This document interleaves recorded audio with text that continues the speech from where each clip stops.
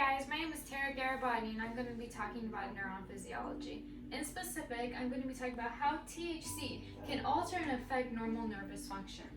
Now exactly what is a neuron? Let's take a little bit of a closer look.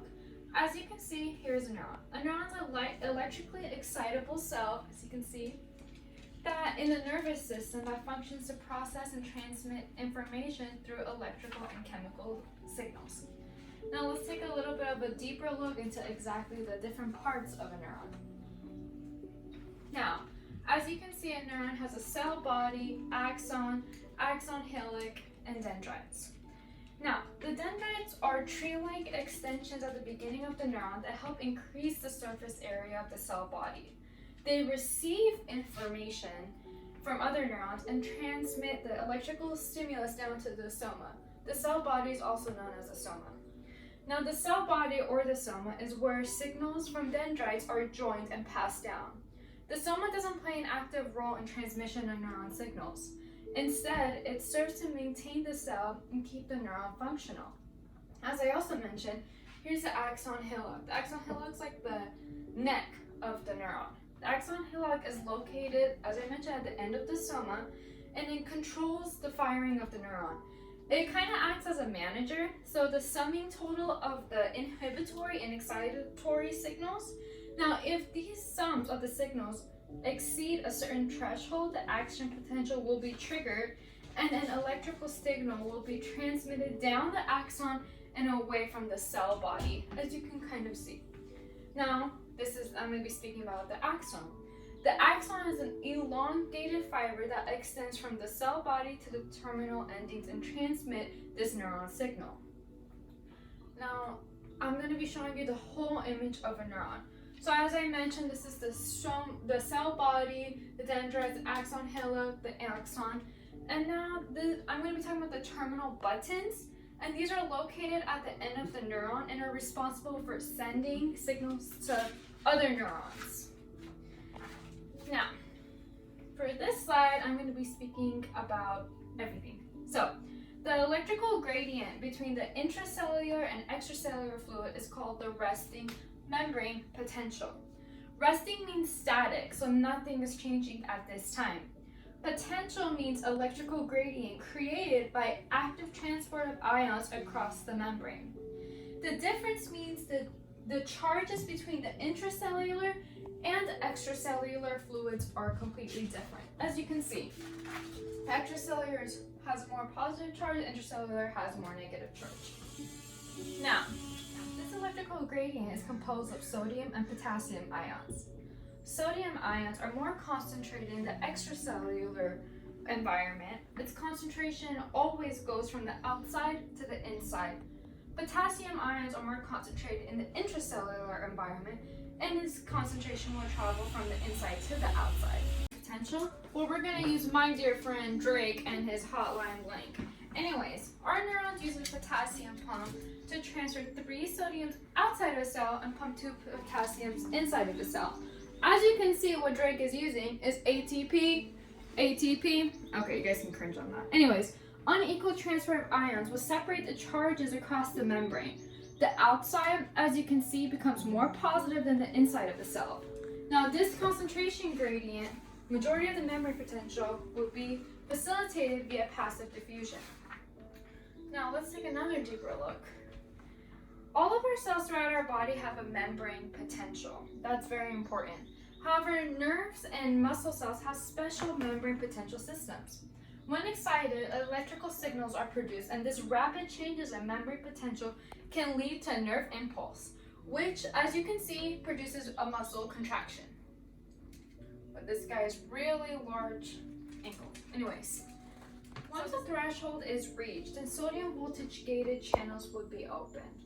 Now, this would allow ion flow down their concentration gradient, and this would trigger an action potential, which will ultimately cause depolarization, which will cause an electrical impulse. Now, once we reach the action potential peak, the sodium voltage gated channels will now close. The potassium gated channels would open. This would allow potassium to exit the cell, which would allow the cell to go from an overall positive to an overall negative. This process is known as repolarization.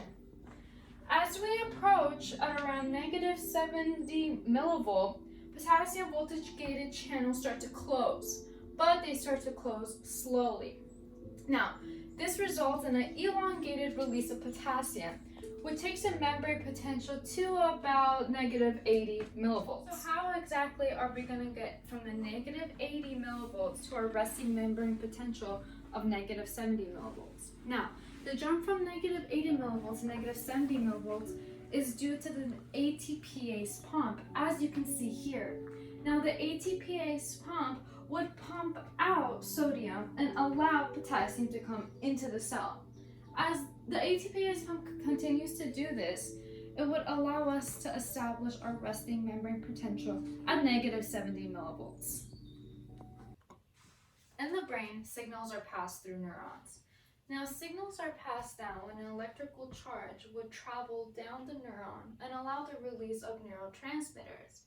Now, neurotransmitters will flow across the synapse and bind to the second neuron.